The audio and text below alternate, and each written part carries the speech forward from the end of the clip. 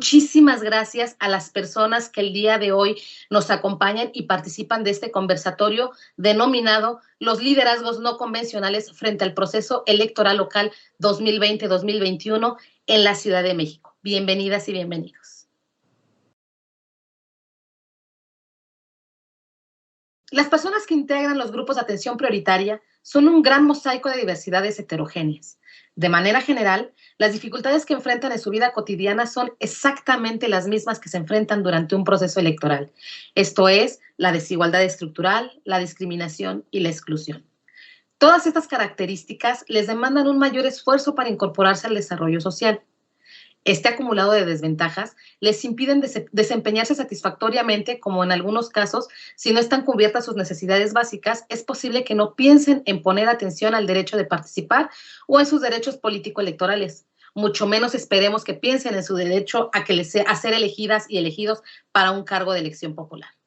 Las mujeres, por ejemplo, hemos sido colocadas en la esfera de lo privado, en la cocina, en la casa, en el trabajo, en un rol de cuidadoras, en un rol estrictamente seleccionado a un rol femenino.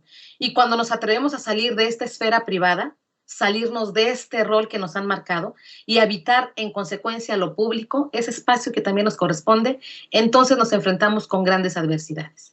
Una persona trans, por ejemplo, se enfrenta a barreras para identificarse gracias a los estereotipos provocados por el constructo social. La discriminación y segregación de que son objeto las personas con discapacidad es otro gran y enorme reto a vencer. Los datos de la ENADIS dicen que más del 70% de la población indígena considera que las personas indígenas son poco valoradas por la mayoría de la gente. Entonces surgen procesos de sensibilización y reconocimiento que prueban sus habilidades y sus capacidades para participar en la vida política, sí, por supuesto, pero también incluso esta acción les implica un doble esfuerzo si desean participar en el sector público. Una labor cotidiana de las instituciones públicas, estamos obligadas a mejorar la atención a grupos de atención prioritaria. Por ejemplo, capacitando al personal en lenguaje de señas para comunicarnos mejor con las personas con discapacidad auditiva. Es nuestro trabajo contribuir a una sociedad mucho más incluyente, pero para eso se requiere no solo de voluntad política, sino también se requiere de voluntad social. Desde una mirada interseccional, tanto las mujeres como las personas jóvenes, las personas adultas mayores, las personas con discapacidad, las personas pertenecientes a la comunidad LGBT+, las personas que residen en instituciones de asistencia social, las personas afrodescendientes, las personas indígenas, y todas estas a través de sus respectivas transversalidades, enfrentan dificultades y obstáculos muy particulares, pero también muy específicos, que si las entrecruzamos y las confrontamos, se visibilizan desde las vulnerabilidades debido a su contexto, a su condición física, a su condición étnica, a su condición económica o la condición de género, por mencionar solo algunas. Uno de los significados de la democracia es el reconocimiento del valor integral de las personas en todas sus dimensiones, en donde se practiquen, por supuesto, los derechos humanos. En una verdadera democracia, el reconocimiento a la diversidad de personas es fundamental y por eso nuestro trabajo constante es seguir visibilizando y reconociendo la diversidad y los derechos de todas las personas en un plano de igualdad, haciendo lo que nos dice la ley: promover, respetar, proteger y garantizarles sus derechos, eliminando de manera progresiva todas las barreras que se alcancen, todas las barreras que se presentan para alcanzar una inclusión verdaderamente efectiva en la vida social. Muchísimas gracias a las personas que el día de hoy nos acompañan y participan de este conversatorio denominado Los liderazgos no convencionales frente al proceso electoral local 2020-2021 en la Ciudad de México. Bienvenidas y bienvenidos. El día de hoy nos acompaña Hugo Arellanes Antonio. Él es fotógrafo afrodescendiente, nacido en la Costa Chica de Oaxaca y Guerrero. Trabaja en la defensa, promoción, difusión y seguimiento de los derechos humanos de las personas afrodescendientes. Es coordinador del colectivo Huella Negra, organización que busca visibilizar a esta población e incidir en la lucha por la defensa de su reconocimiento y sus derechos. Actualmente, él es integrante de la Asamblea Consultiva del Consejo para Prevenir y Eliminar la Discriminación de la Ciudad de México, COPRED. También nos acompaña Matías Alanís Álvarez. Él es licenciado en Ciencias Políticas y Administración Pública por la Universidad Nacional Autónoma de México, con mención honorífica. Recibió el Premio Estatal de la Juventud Jalisco 2019 en el ámbito cívico. Actualmente colabora como prestador de servicios profesionales en la Coordinación de Universidad Abierta, Innovación Educativa y Educación a Distancia de la UNAM.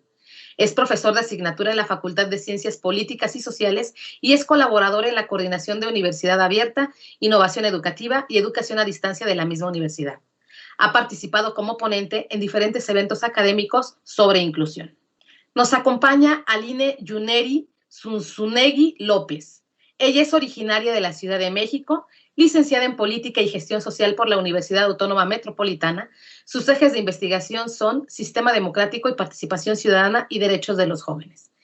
Es especialista en gestión de proyectos por el Banco Interamericano de Desarrollo y forma parte de la comunidad de profesionales expertos en Latinoamérica y el Caribe en gestión para resultados en el desarrollo, así como de la red Generation Democracy y del programa Active Citizens del Consejo Británico.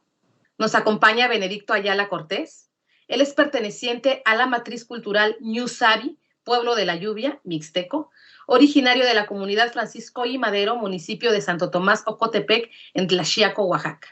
Él es egresado de la Facultad de Derecho de la UNAM, presidente fundador de la primera organización mexicana de intérpretes, traductores de lenguas indígenas AC, del año 2000 al 2004, por lo que ha suscrito diversos convenios con instituciones de la Ciudad de México. Obtuvo la medalla al mérito por la igualdad y la no discriminación 2017 por la Asamblea Legislativa del otrora Distrito Federal en la 7ª legislatura en el año 2017. Nos acompaña Blanca Irma Alonso Tejeda. Ella es egresada de la Escuela Nacional de Antropología e Historia con el título de etnóloga con especialidad en etnohistoria. Participó en numerosos proyectos de investigación con trabajo de campo sobre diferentes temas de su especialidad, como estructura de poder, cacicazgo, las grandes haciendas zacatoneras en la región Mazahua del Estado de México, sobre tenencia de la tierra, migración indígena en la Ciudad de México, rescate de tradiciones populares como danzas, indumentaria, juguetería, teatro popular, tradición oral y festividades religiosas, entre otras. Junto con Eduardo Alonso Escárzaga, en 1979 fundaron el Movimiento Unificador Nacional de Jubilados, Pensionados y Adultos Mayores, fungiendo como presidenta de esta organización desde 1996, dedicándose desde entonces a luchar por los derechos humanos y laborales de este sector, así como por el reconocimiento social a través de promulgación y reformas a las leyes que garanticen mejorías en sus condiciones de vida.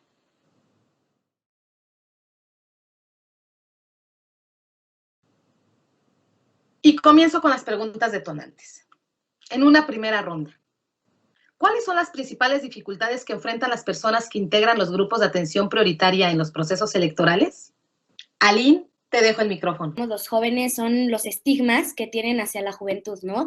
Desde a los jóvenes no nos gusta la política, no queremos involucrarnos y no nos importan los asuntos públicos, cuando en realidad no es así. Es verdad que los jóvenes no participamos tanto en los procesos electorales, sí es cierto, pero sí participamos, por ejemplo, mucho en colectivos y en organizaciones de la sociedad civil. Esto quiere decir que los jóvenes sí tenemos un interés por los asuntos públicos, ¿no? Y por resolver problemáticas sociales. Sin embargo, sí no tenemos tanta participación en los procesos electorales, pero eso no significa que no nos importe lo que está pasando a nuestro alrededor. Creo que también un poco una de las dificultades a las que nos enfrentamos en los procesos electorales tiene que ver más con el lado de las candidaturas, en donde los partidos políticos ocupan a las juventudes más como carne de cañón y para estar volanteando, para hacer trabajo de campo, que no digo que esté mal, pero sin la posibilidad, no nos dan la posibilidad real de participar en los espacios de toma de decisión. O sea, sí somos los jóvenes los que estamos participando en pocos, que tampoco somos muchos los que participamos dentro de institutos políticos, ¿no? De partidos políticos, son pocos los jóvenes que participan, pero cuando participan, pues muy pocos son los que están en espacios de toma de decisión y más son los que están volanteando y haciendo trabajos de campo y no tanto en estos espacios. Entonces creo que esa es una de las dificultades más grandes que yo he observado. Y creo que, bueno, ahí lo dejaría. Muchas gracias por tus palabras, Aline. Ahora es el turno de Blanca. Y sí, en algo coincido con Aline, o en mucho, porque el sector que nosotros representamos y a través de 41 años de experiencia vivida con el movimiento, pues ¿cuál ha sido la dificultad de un tratamiento de desdén, de los viejos no sirven para nada, los viejos es un desecho social, lo hemos escuchado, los viejos no importan ya, las mujeres, y eso se lo escuchamos en algunas ocasiones a legisladores que se dedican a trabajar porque quieren para poder mantener a sus padrotes. Eso lo escuchamos referirse a personas de 50 años, 55 años. O sea, el movimiento, ¿por qué pensar de la sociedad dominante? Y muy difícil, y por eso nos empezamos a abrir paso, porque no estábamos en ninguna agenda, no estábamos para nada incluidos, menos nuestras demandas. Lo que se hacía cuando había tensión es mandarnos a la ventanilla, a cualquier ventanilla de cualquier institución, a ver, arréglenles esto que les pasa y bla, bla, bla. Sin embargo, la carga de demandas que traíamos reflexionadas, elaboradas, pues empezaba a pesar mucho y decidimos pues empezar a bregar en este mar tan proceloso, pero lo importante fue la postura y su organización interna del movimiento, que era discutir lo que nos une y no lo que nos divide. ¿Qué hicimos? La organización que fuera plural, respetando la afiliación de la gente al partido que quisiera o no. La otra, no pertenecer a ninguna secta religiosa. O sea que lo principal, las demandas del movimiento que empezaron a abrirse paso, pues eran, digamos, representaban ya, iban conformando el liderazgo de la organización. Entonces, nos fuimos abriendo paso, no nos queda otra de hacer plantones, de hacer movilizaciones, y las podíamos programar ya fuera en cada estado de la República o aquí en el centro. Plantones en el Zócalo de la Ciudad de México, donde nos quedábamos 2, 3 días, pero en fin, había como, y hay todavía, un motor que impulsa a todos nuestros militantes a no cejar. Hay una eslogan de que no somos viejitos, somos jóvenes de avanzada edad, no estamos chocheando ni nada de eso. Ya cuando empiezan a chochear, ya tú ya andas mal, pero el movimiento se ha nutrido fabulosamente por la opinión de los del norte, de los del sur, de toda esa problemática que encierran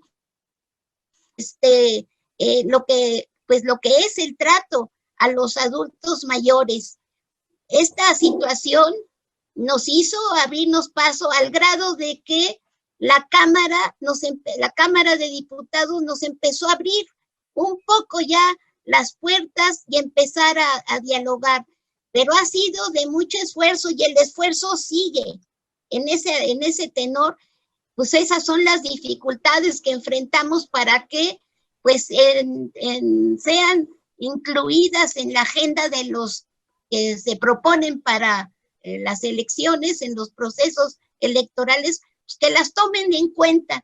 Y ha sido muy poco. La experiencia ha sido que por lo que hacemos nosotros es como les tocamos la puerta y somos muchos y entonces nos tienen que abrir, pero prácticamente el movimiento pues ha incursionado en diferentes foros, y algo muy importante para nosotros desde hace más de 25 años es la participación de las mujeres, que decían que las mujeres no hablan, que las mujeres se mantienen calladitas, que nada más están escuchando y como que no. El movimiento lo incluyen viudas de gente viudas como de 20 años de edad, que sus esposos, por andar en las cuestiones del narcotráfico, pues fueron ejecutados, y las pensionadas viudas pues están con nosotros. Por eso decimos que es una organización incluyente y somos jóvenes de avanzada edad. Blanca, muchísimas gracias por tus palabras. Matías, es tu turno.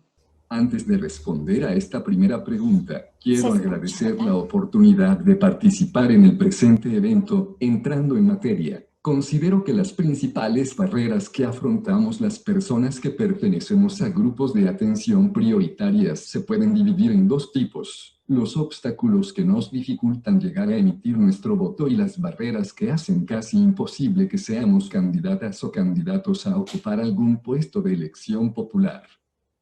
Hablando específicamente de los inconvenientes que las personas con discapacidad tenemos que superar para ejercer nuestro derecho constitucional a elegir a nuestros representantes. Sin duda hemos avanzado en la cuestión de la accesibilidad en los centros de votación. Actualmente las autoridades electorales procuran que las casillas se localicen en lugares sin barreras físicas evidentes. También hemos conseguido que existan boletas con el sistema Braille y casillas móviles para personas usuarias de sillas de ruedas, entre otros elementos y disposiciones que nos permiten votar con relativa facilidad. Sin embargo, lógicamente estos avances son inútiles si las personas con discapacidad los desconocemos o no los podemos utilizar por cualquier razón. Muchísimas gracias por tus reflexiones, Matías.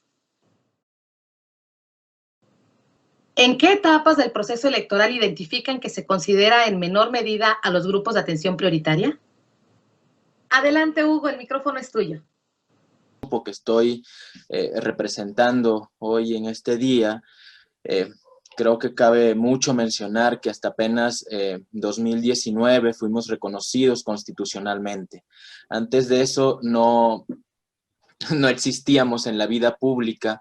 Y creo que esta segunda pregunta se puede asociar muy bien con la primera también, porque como no existíamos dentro de la Constitución, entonces no hay espacios pensados para las personas afrodescendientes. Dentro de los procesos electorales hay mucha invisibilidad, hay mucha discriminación por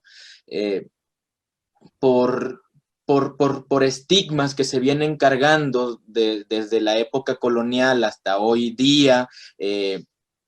Creo que en espacios como, hablando principalmente ahorita que en espacios como Guerrero, Oaxaca, que son los estados de los que yo tengo como más conciencia, las personas afrodescendientes son como son usadas solamente durante los procesos electorales para generar empatía, para poder conseguir votos. Entonces creo que desde ahí no hemos podido avanzar. Apenas hace unos días llega al Senado de la República una mujer afrodescendiente, y entonces para nosotros es como, es un logro muy importante, pero que creo que debe de haber más espacios en los que podamos nosotros ser integrados y poder ser partícipes, porque coincido mucho con Matías, y es que hay muchas cosas que están sucediendo, pero esta información no es socializada adecuadamente, entonces nunca, no llegamos a tener esta información, y entonces por lo tanto los líderes o lideresas que están posicionados, trabajando con las poblaciones, no tienen acceso a esta información, y por tanto tampoco son candidateables. Muchísimas gracias por tus palabras, Hugo. Ahora es el turno de Blanca. Para nosotros es muy ilustrativo. En esta pregunta de en qué etapas del proceso electoral, cuando viene ya, se desata las campañas electorales, nosotros como organización nacional tenemos la experiencia siguiente, que en cada comunidad, colonia, centro urbano, pueblo, se desbordan los candidatos con las promesas, pero acompañados de cubetas, despensas, láminas, ¿cómo se llama? Arena, grava, en fin, una serie de cosas, e incluso les dicen fulanito de tal, para que ahora que vengan las votaciones, tú vas, ¿no? Nosotros hemos tenido esta reflexión. La situación de la población pensionada, pues es muy lacerante económicamente.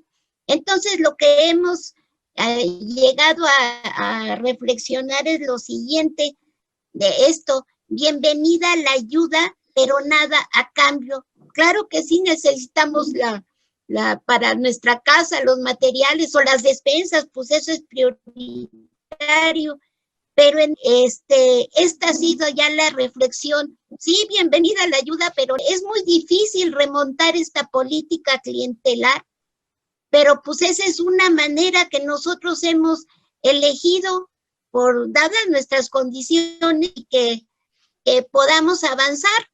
Pero eso es lo que quería mencionar para esta pregunta. Blanca, muchísimas gracias por tus palabras. Matías, es tu turno. Pienso que las personas que pertenecemos a grupos minoritarios no somos tomadas en cuenta, sobre todo en la etapa de la conformación de las listas de candidaturas a puestos de elección popular. Hablando específicamente de una problemática que enfrentamos las personas con discapacidad a la hora de intentar llegar a puestos directivos o gubernamentales, con el fin de proteger nuestros intereses. Lamentablemente todavía es socialmente aceptable que personas sin discapacidad hablen a nuestro nombre, en la mayoría de las ocasiones sin consultarnos, asumiendo una representación no otorgada. Lo anterior provoca que las personas con discapacidad en los hechos carezcamos de voces con la suficiente legitimidad y convicción para que puedan defender nuestros derechos adecuadamente. Pienso que esto se podría corregir si la ley estableciera medidas de acción afirmativa orientadas a obligar a los partidos políticos a que nos incluyan como aspirantes a candidaturas. Muchísimas gracias por tus reflexiones, Matías. ¿Por qué son importantes los liderazgos no convencionales que representan a los grupos de atención prioritaria? Es el turno de Benedicto. Adelante. Ante esos líderes convencionales, no convencionales, porque estos líderes, en el caso de los indígenas residentes en la Ciudad de México, tienen a alguien que nombran y que no ve por un interés personal, sino que ve por un interés común por todos.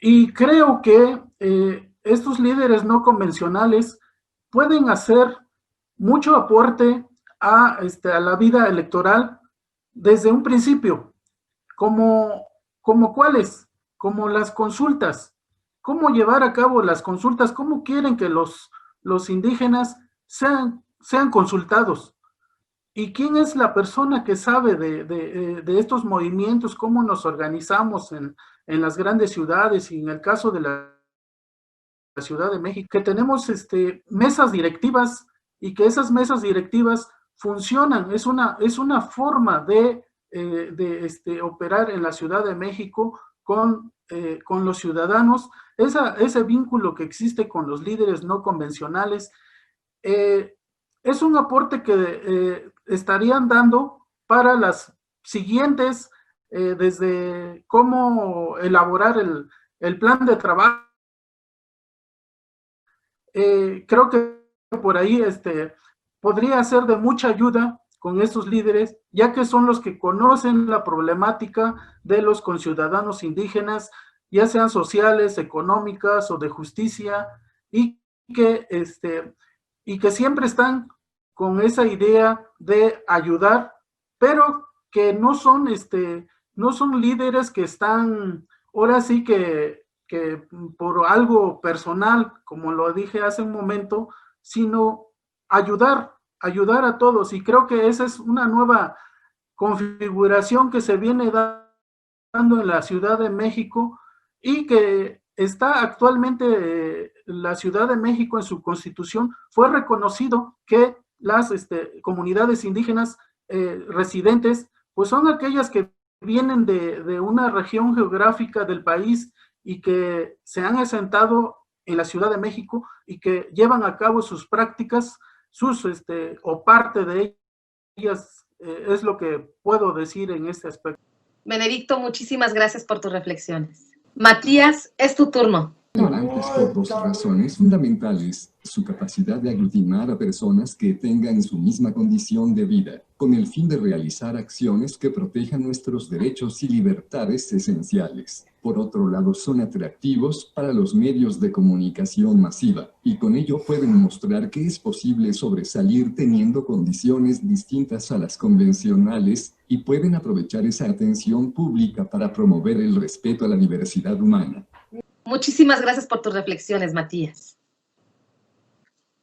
Aline, te dejo el micrófono. Sí, gracias. Rapidísimo, un poco retomando la pregunta anterior, me gustaría decir que un esfuerzo que creo que tiene que hacer el Instituto Electoral es el promocionar lo que se está haciendo, porque si bien ya han hecho, como lo decía Matías, pues un gran esfuerzo por tener casillas inclusivas, pues de repente la gente no lo sabe, y creo que una de las etapas en donde falla es justamente la de hacer eco, y específicamente creo que con los jóvenes en el tema de redes sociales, he visto que han hecho un esfuerzo, pero creo que todavía falta un poco más de esfuerzo en redes sociales, sobre todo que es un medio que hoy estamos ocupando pues todas las personas.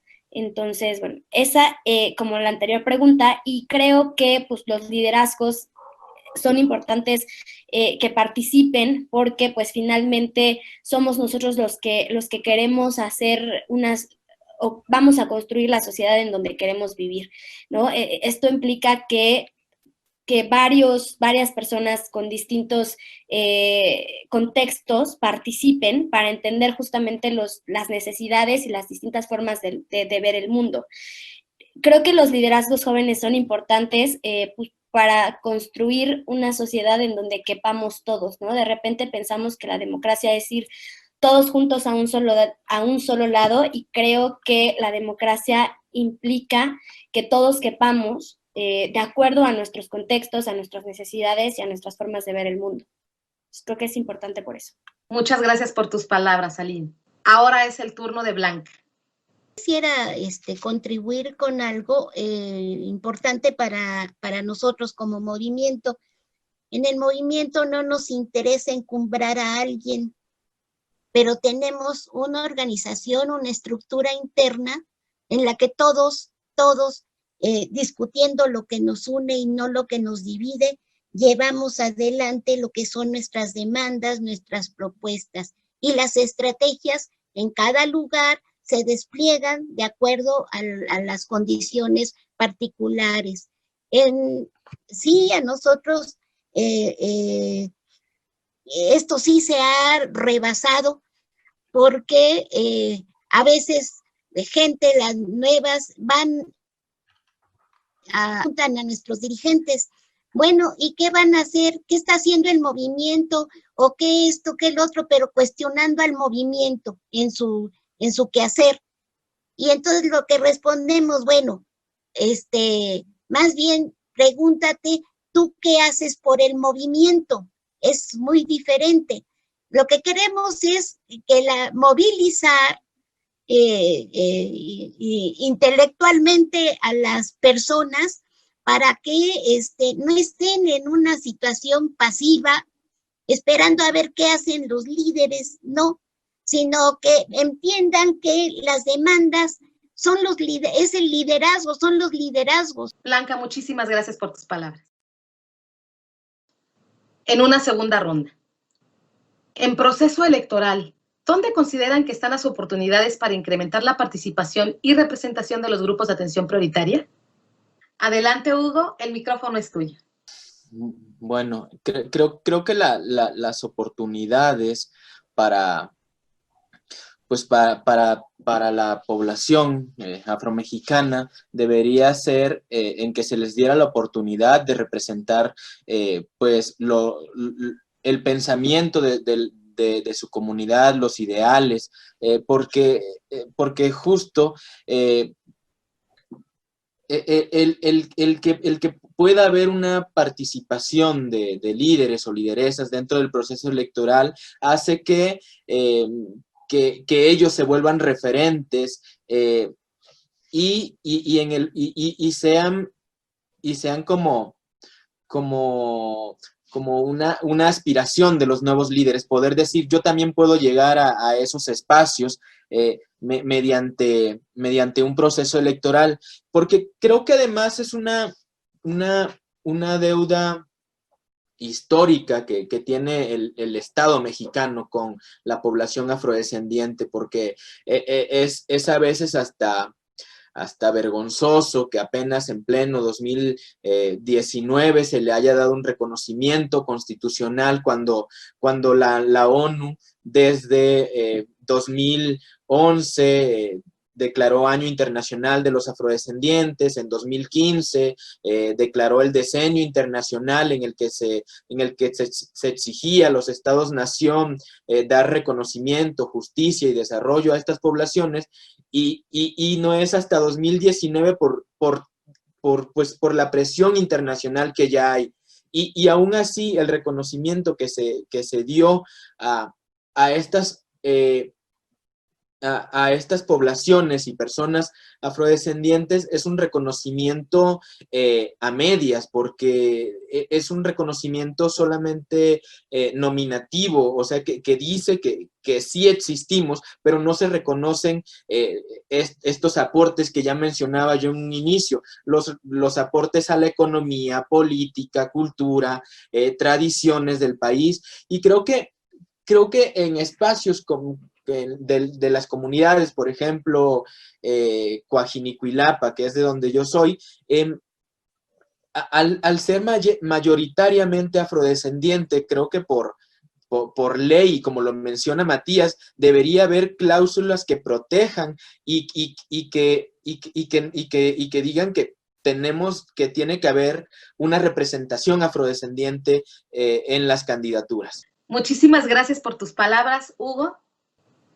Matías, es tu turno. Opciones del paquinicio. Considero que una de las cosas que se pueden realizar para aumentar la participación de personas integrantes de los grupos de atención prioritaria en este y en los futuros procesos electorales es elaborar y difundir campañas de comunicación dirigidas a proporcionar el conocimiento y la motivación necesario para que todas las personas, sin importar su condición, hagan valer sus derechos fundamentales. Por otro lado, también sería deseable que las autoridades electorales les hicieran un exhorto a los partidos políticos para que establecieran canales de comunicación efectivos con el objeto de que puedan escuchar directamente nuestras problemáticas y proponer alternativas de solución a ellas. Muchísimas gracias por tus reflexiones, Matías. Aline, te dejo el micrófono. Este proceso electoral pues está en un contexto de pandemia que estamos viviendo.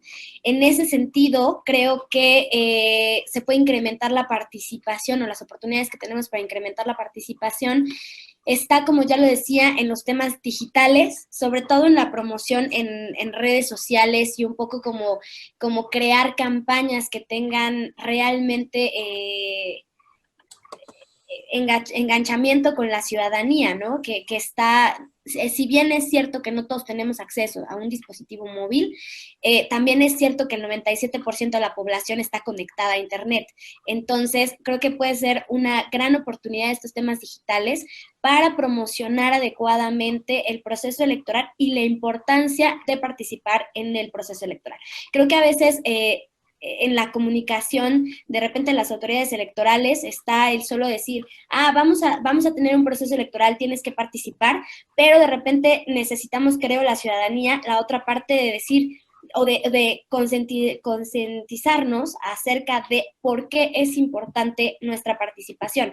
En el caso de los jóvenes, por ejemplo, pues el 30% de la población somos jóvenes. Hoy, o sea, tenemos el 30% de la población somos jóvenes, tenemos un gran bono para decidir cómo queremos vivir este futuro y este presente, ¿no? Entonces creo que esa es una de las oportunidades que yo veo. Y también, pues hoy en la Ciudad de México en específico, con estas figuras de las concejalías, creo que hay una gran oportunidad para que las personas, los liderazgos no convencionales, como los llamamos, estén participando en las decisiones locales de sus comunidades. Muchas gracias por tus palabras, Aline.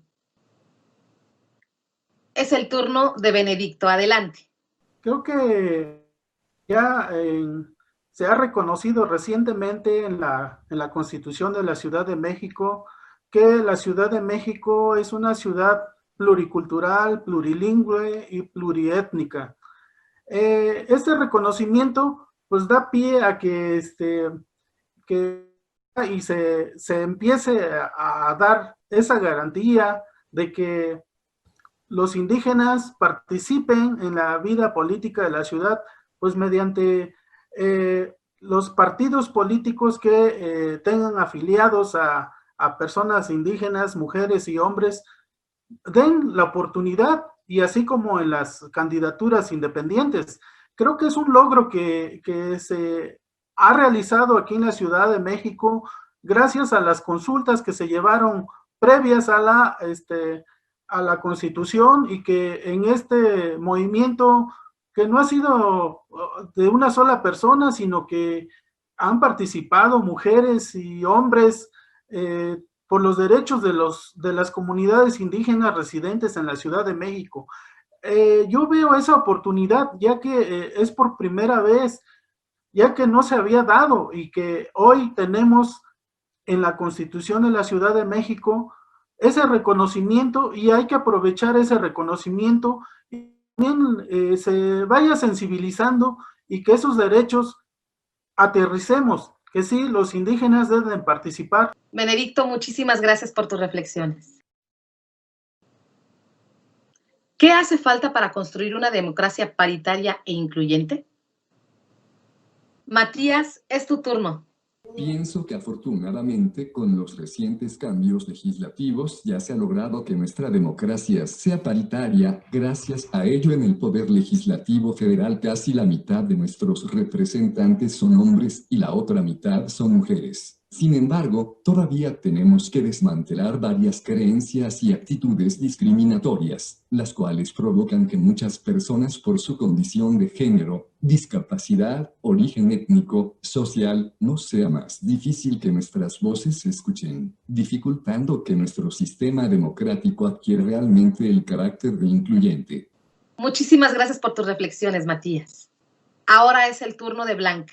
Y sobre esta pregunta que qué hace falta, y me remito a nuestra organización, que pues lo que hace falta y lo que nosotros ponderamos es la lucha, para que en todos los niveles se entiendan nuestras demandas, proponiéndolas a quienes van a legislar y a gobernar. En este camino hemos llegado también a una conclusión en lo que respecta a nosotros como sector poblacional muy definido, que no hay brecha generacional. Nuestros hijos, nietos, con los abuelos, están ya ligándose al Internet. Blanca, muchísimas gracias por tus palabras. ¿Qué considera necesario para fortalecer los liderazgos no convencionales en nuestra sociedad? Adelante, Hugo, el micrófono es tuyo.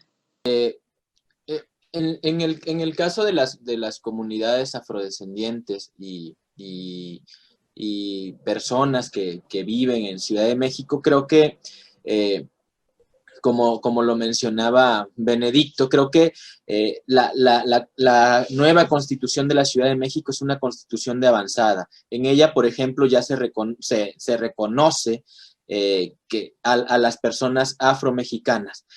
Fue la tercera constitución a nivel nacional que reconoció pues los aportes que han hecho las personas afromexicanas, pero creo que en esta parte hace falta crear programas especiales de liderazgo. O sea, como que los jóvenes afrodescendientes y también los mayores afrodescendientes, como que hemos estado muy invisibilizados por parte de toda la estructura social y de pronto ha sido muy, muy complejo obtener estos liderazgos, porque no tenemos las herramientas ni sociales ni educativas para poder llegar a conformar liderazgos fuertes. Porque siempre hay personas hablando por nosotros sin este consenso, representándonos, como también lo mencionaba Matías. Creo que las luchas se crecen mucho en algunos casos y creo que, no sé, conformar programas especiales donde se puedan fortalecer estos liderazgos, donde puedan venir líderes experimentados, no sé, tal vez de otros países, a enseñarnos cuáles son las estrategias que ellos han implementado en sus estados, en sus localidades. Creo que sería muy, muy importante. Aquí creo que también las redes sociales, como ya lo menciona Lynn, tienen que ser fundamentales porque hay problemáticas a nivel global como el cambio climático, que creo que los nuevos liderazgos están un poco más conscientes de cómo se debe combatir estas problemáticas a nivel global y que repercuten en el territorio nacional. Entonces creo que escuelas de liderazgo sería principal. Muchísimas gracias por tus palabras, Hugo. Ahora es el turno de Blanca. No, sí, cómo no, y de antemano reitero mi agradecimiento por permitir la participación del movimiento en este conversatorio. Atrás de mí, en la imagen, está una de las tantas movilizaciones que realizó el movimiento en la Ciudad de México. Ya lo decía en un principio, la falta de, ahora sí que el desconocimiento de que había personas mayores con derechos y con necesidades, no había. Y a nosotros nos empezó y nos costó mucho trabajo abrir, digamos, un surco para que empezara a fluir todo este río importante de un sector que está creciendo, pero a pasos agigantados, como son los adultos mayores. En esa movilización nos llevó, por ejemplo, nada más unos cuantos ejemplos, a conseguir que ya no nos dieran una quincena de aguinaldo, sino otra más, lo logramos. Que los montos a las pensiones, del cálculo que hacían de los montos de las pensiones, no fuera sobre la base de 360 días, sino de 365 días. La otra, que se rebajaran los pagos del 50% cuando menos o fuera gratuito, el pago predial, el agua, la luz en las zonas caras de alto costo de vida. En fin, ha sido una puja y ha sido por esto. Y sin embargo, no vemos en las agendas para los gobiernos, no vemos nuestras demandas reflejadas. Blanca, muchísimas gracias por tus palabras. Matías, es tu turno. Desde mi perspectiva, para fortalecer los liderazgos no convencionales en nuestra sociedad, primero es necesario que se tomen medidas para garantizar que el sistema educativo sea verdaderamente incluyente. Con ello se lograría que más personas pertenecientes a los grupos prioritarios tuvieran las mismas oportunidades de sobresalir que sus semejantes. En segundo lugar, reitero la necesidad de que en el ámbito público se tomen medidas de acción afirmativa orientadas a que los liderazgos no convencionales puedan acceder a puestos directivos o gubernamentales y con ello, además de poder proteger nuestros derechos, también mostrarían que nuestro sistema democrático les otorga las mismas oportunidades a todos y a todas. Muchísimas gracias por tus reflexiones, Matías. Es el turno de Benedicto. Adelante. En la Ciudad de México, ¿cómo podemos fortalecer los liderazgos no convencionales? La Ciudad de México, como lo decía hace un momento, es una ciudad pluricultural, plurilingüe, pluriétnica.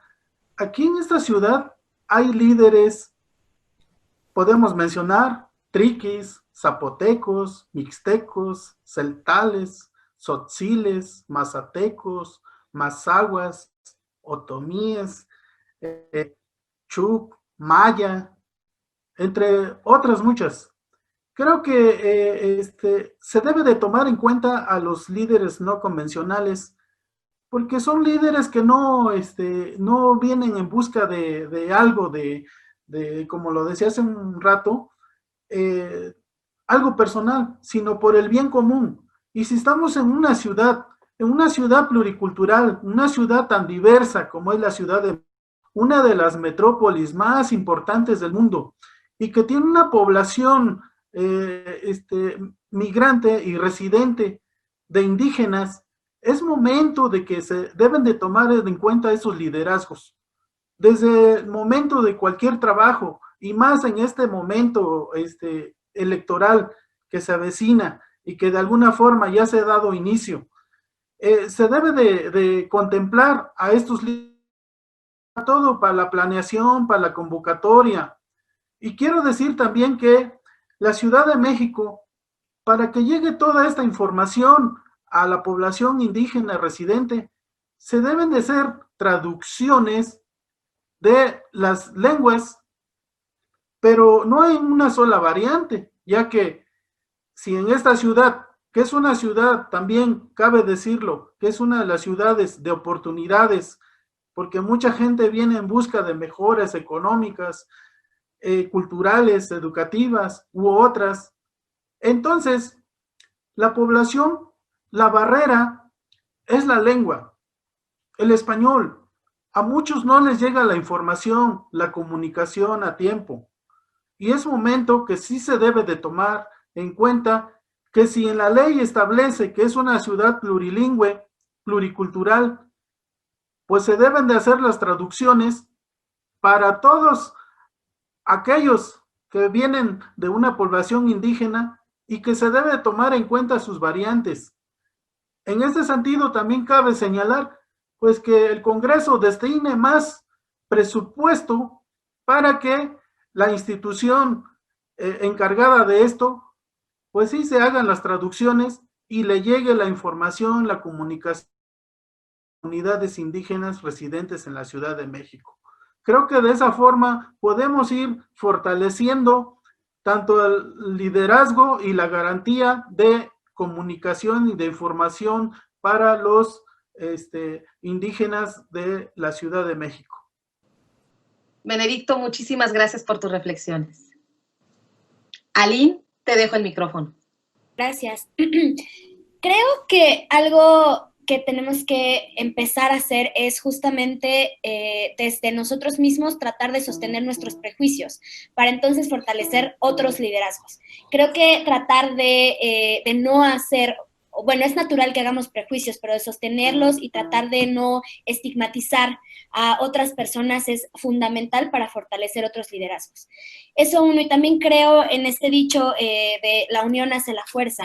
Entonces creo que para fortalecer también liderazgos es importante que nosotros, nosotras que estamos un poco más en estos ámbitos en político-electorales, compartir toda la información con otras personas. Y si a lo mejor yo conozco a alguien que le pueda presentar a Blanca o a alguien que tenga los mismos intereses que Matías, contactarlos, que se unan y que entonces armen una agenda que sea de su interés y que puedan posicionarse en los temas públicos. Creo que eso es también fundamental, de tratar de compartir entre nosotros los contactos que tenemos, porque de repente los conversatorios, las conferencias y los foros son siempre las mismas personas, los mismos liderazgos, y creo que también hay que sernos conscientes de compartir toda esta información con la que quedamos con otras personas. A veces, como lo decía Benedicto, bueno, pues las traducciones, hay miles de variantes, pero si yo puedo a lo mejor darle esta información a alguien por mis habilidades, etcétera, no necesariamente tiene que ser el instituto el que lo haga, sino nosotros, pues como ciudadanos, también en esta responsabilidad de participar en los procesos, bueno, pues compartir la información. Entonces, creo que también así se fortalecen los liderazgos. Muchas gracias por tus palabras, Aline. A manera de conclusiones, es menester que los grupos de atención prioritaria puedan ejercer sus derechos político-electorales, pues en la vida democrática es fundamental la representación política, así como su participación en la dirección de los asuntos públicos, como el derecho a votar y a ser votadas o votados. Una persona que ejerce un liderazgo no convencional es fundamental en la vida pública, pues además de que están en todo su derecho de asociarse individual y libremente para tomar y formar parte de forma pacífica en los asuntos públicos y políticos del país, tienen la claridad para comprender cuáles son las barreras a las que se enfrentan día a día en esa vida cotidiana para el ejercicio de sus derechos político-electorales y pueden incluir sus necesidades e intereses en la agenda pública para el ejercicio de absolutamente todos sus derechos. Es evidente que la sociedad actual requiere esfuerzos colectivos organizados de modo totalmente distinto a los convencionales, ya que estamos reproduciendo una visión individual del acontecer social, una visión que ha dado pie a la invisibilización, a la desigualdad, a la discriminación de niñas, niños, mujeres, personas jóvenes, personas adultas mayores, personas con discapacidad, personas de la comunidad LGBTI+, de las personas que residen en instituciones de asistencia social, privadas de su libertad, personas afrodescendientes o indígenas y en general de todas las personas que integran los grupos de atención prioritaria señalados en la Constitución Política de la Ciudad de México. Podríamos pensar que el liderazgo no convencional que estamos reconociendo con este conversatorio es aquel que trabaja desde la sociedad civil y que promueve un estilo de liderazgo orgánico y comunitario que se nutre de saberes recuperados de la experiencia de vida dentro del colectivo, pues son personas voceras que piensan, que dicen, que sienten, que hacen, que viven desde la mirada de la comunidad y del bienestar común. Muchas gracias y muy buen día.